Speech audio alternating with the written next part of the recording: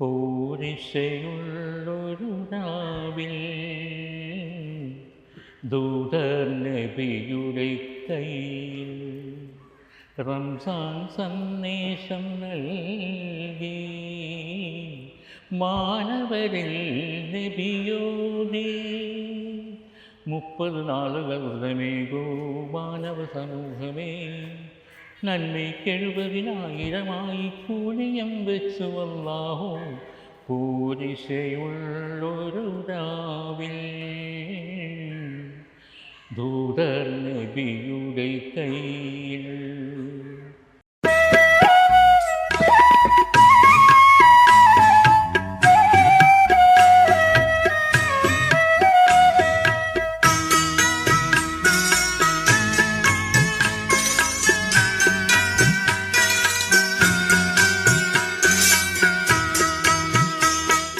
ഇത് എൻ്റെ 4-ാമത്തെ വയസ്സ് മുതൽ ഞാൻ ശേഖരിക്കുന്ന പഴയ കാലത്തെ സിനിമയുമായി ബന്ധപ്പെട്ട മാഗസിൻസും പാഠ്യപുസ്തകങ്ങളുമാണ്. ഇത് ഏകദേശം 1970 വരെ, 75 വരെ ഇറങ്ങിയിട്ടുണ്ടാവും. പിക്ചർ പോസ്റ്റ് എന്ന് പറഞ്ഞൊരു മാഗസിനാണ്. ഇത് ഹിന്ദിയിലാണ് ഇറങ്ങിയിരിക്കുന്നത്. 70-75ഓളം സിനിമാ മാസിക ഇതേപോലെ ഉണ്ട്. ഏതാണ്ട് 62 മുതലുള്ള മാഗസിൻസ് കാണണം.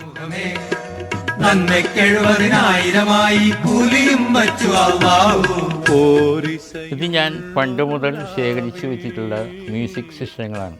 ഈ പാട്ടിനോട് ഭയങ്കര താല്പര്യമായിരുന്നു. അതുകൊണ്ട് ഞാൻ ഏതാണ്ട് 55 വർഷത്തിന് മേലെയായി ഈ സെറ്റ് ഞാൻ വാങ്ങിയിട്ട്. അന്ന് ആ കാലത്ത് എൻ്റെ 5000 രൂപയ്ക്ക് വാങ്ങിയതാണ്. അക്കാലത്ത് 5000 രൂപ എന്ന് പറഞ്ഞാൽ അന്ന് ഒരു പവന് എന്തോ 350 രൂപയുള്ളൂ.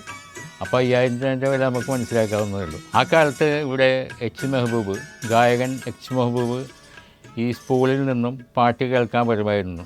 അന്ന് പഴയ കാലത്തെ ഗായകരുടെ എല്ലാ പാട്ടുകളും ഞാൻ ഒരു വലിയ സ്കൂളിൽ റെക്കോർഡ് ചെയ്ത് വെച്ചിട്ടുണ്ടായിരുന്നു.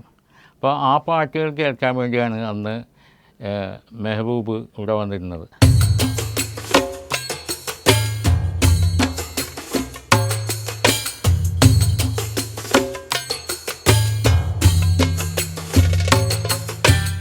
പല പ്രാവശ്യം വന്ന് ഈ പാട്ടുകൾ മുഴുവൻ കേട്ട് കഴിഞ്ഞ ശേഷമാണ് അദ്ദേഹം പോകുന്നത്. അത് സൈഗാൾ, CH ആത്മ, പങ്കജ് മല്ലിക് എന്ന് പറയുന്ന പഴയ കാലത്തെ ഹിന്ദിയുടെ പാട്ടുകളായിരുന്നു അന്ന് ഈ സ്കൂൾ ടൈപ്പിലുണ്ടായിരുന്നത്. അപ്പോൾ അത് മുഴുവൻ അദ്ദേഹം കേൾക്കും.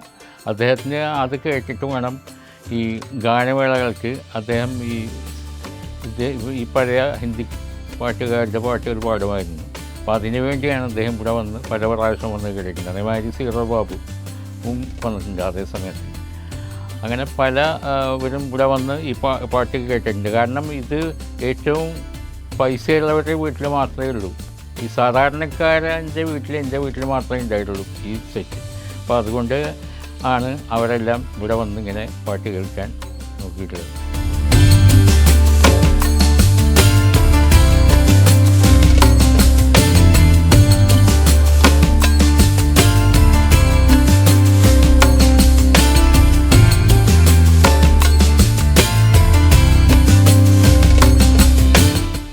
ഇതിൻ്റെ പേര് ചലച്ചിത്രം എന്നാണ്. എന്ന് വെച്ചാൽ നമ്മളിപ്പോൾ ഒരു പടം കാണുമ്പോൾ ഏകദേശം ഇപ്പോൾ ഒരു പൊന്മാനിരിക്കുന്ന ഒരു മാത്രമല്ലേ വരച്ചിങ്ങനെ നിൽക്കുന്നതായിട്ടാണ് കാണുന്നത്.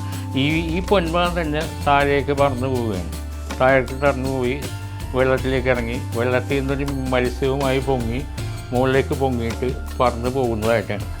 എന്ന് വെച്ചാൽ അത്രയും കാര്യങ്ങൾ നമ്മൾ ഒരൊറ്റ ക്യാൻവാസിൽ ചെയ്തിരിക്കുകയാണ്. ഇതേപോലെ ഒരു 10 പടങ്ങൾ ചെയ്ത് വലിയൊരു എക്സ്പ്രഷൻ ചെയ്യാനുള്ള ആഗ്രഹത്തിലിരിക്കുകയാണ്.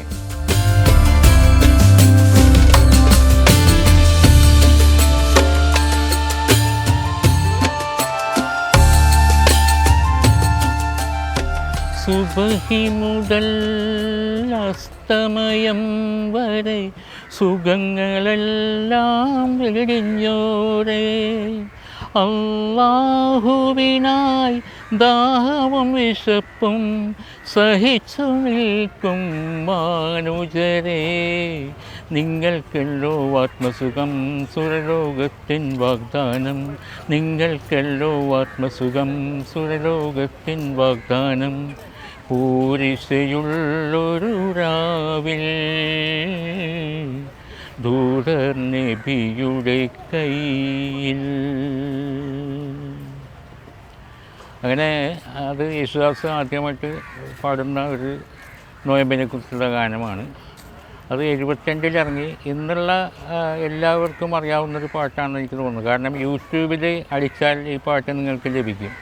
അത് കൂടാതെ റംസാനിലുണ്ടൊരു രാത്രി എന്നുള്ളൊരു പാട്ട്, അത് രണ്ടുപേരും ഞാൻ പാടി കേൾപ്പിക്കുക, എന്നാലും എനിക്ക് മനസ്സിലാവും.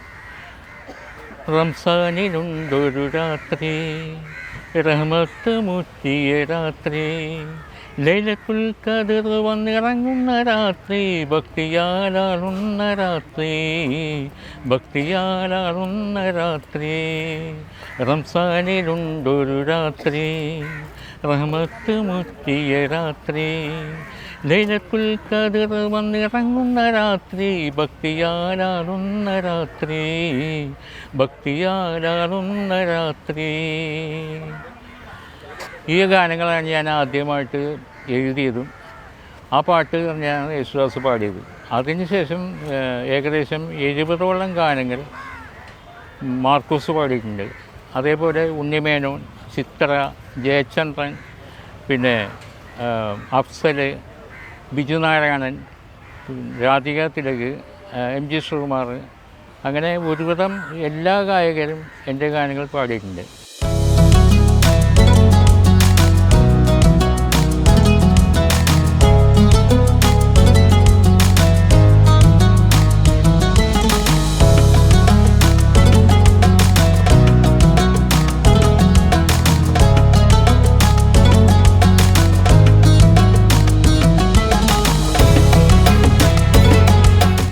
അമ്പത് വർഷം മുൻപ് വളരെയധികം മോശപ്പെട്ട ആൾക്കാർ മട്ടാഞ്ചേരിയിൽ ജീവിച്ചിരുന്നു. അത് ശരിയാണ്. ഗുണ്ടകളുടെ കാര്യം പറയുമ്പോൾ ഇപ്പോഴും എല്ലാ സിനിമയിലും ഗുണ്ടയായിട്ട് വരുന്നത് ഒരു മട്ടാഞ്ചേരിക്കാരനായിരിക്കും. അതെന്തുകൊണ്ടാണെന്ന് എനിക്ക് മനസ്സിലാവുന്നില്ല. കാരണം ഇവിടെ പണ്ട് ഉണ്ടായിരുന്നുള്ള കാര്യം എനിക്കറിയാം. കാരണം എനിക്കിപ്പോൾ 70 വയസ്സായി, സപ്തതിയായി. അപ്പോൾ പഴയ കാര്യങ്ങൾ ഒരുവിധമൊക്കെ എനിക്കറിയാം. അപ്പോൾ ഇന്നത്തെ കാലത്ത് അങ്ങനെയുള്ള ആരുമില്ല സത്യം പറഞ്ഞാൽ. പക്ഷേ ഇന്നും ഏത് സിനിമ വന്നാലും ആ സിനിമയിലെല്ലാം ഒരു മോശപ്പെട്ട ഒരാൾ, അല്ലെങ്കിൽ ഗുണ്ടയെ, അല്ലെങ്കിൽ ഒരു കള്ളപ്പണക്കാരനെ, അല്ലെങ്കിൽ ഒരു കള്ളക്കടത്തുകാരനെ കാണിക്കുമ്പോൾ അത് മട്ടാഞ്ചേരിക്കാരനായിരിക്കും.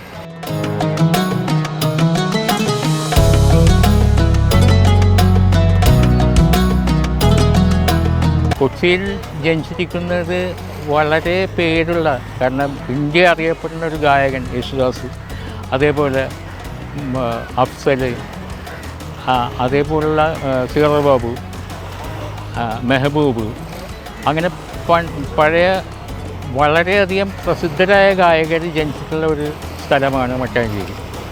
എന്നിട്ടും ഇതുപോലുള്ള ഒരു മോശപ്പെട്ട കാര്യം എന്തുകൊണ്ട് ഈ സിനിമയിലെല്ലാം വരുന്നു എന്ന് എനിക്കറിയില്ല. അത്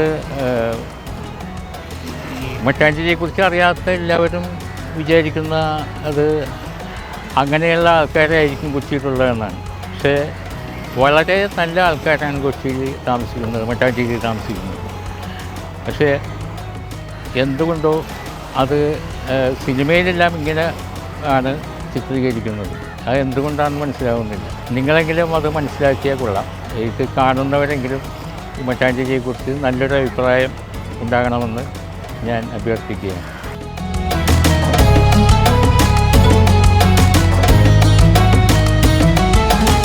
ഏകദേശം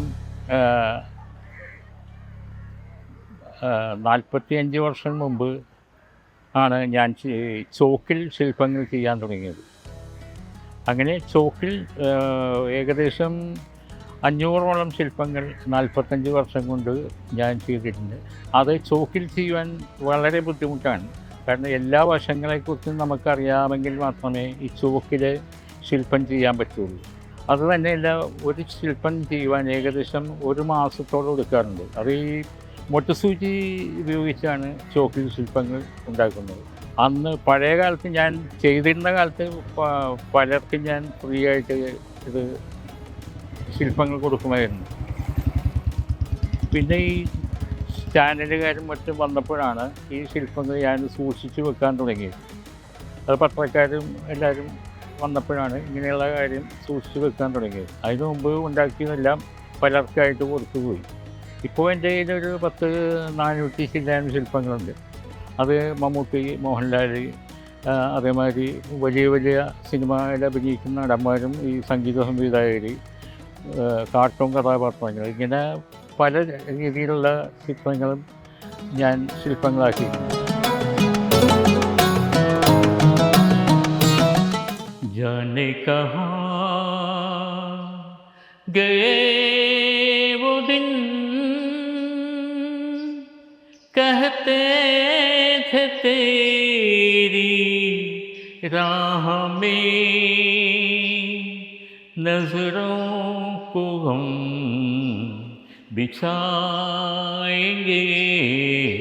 चाहे कहीं भी तुम रहो, चाहेंगे तुमको उम्र भर, तुमको न भूल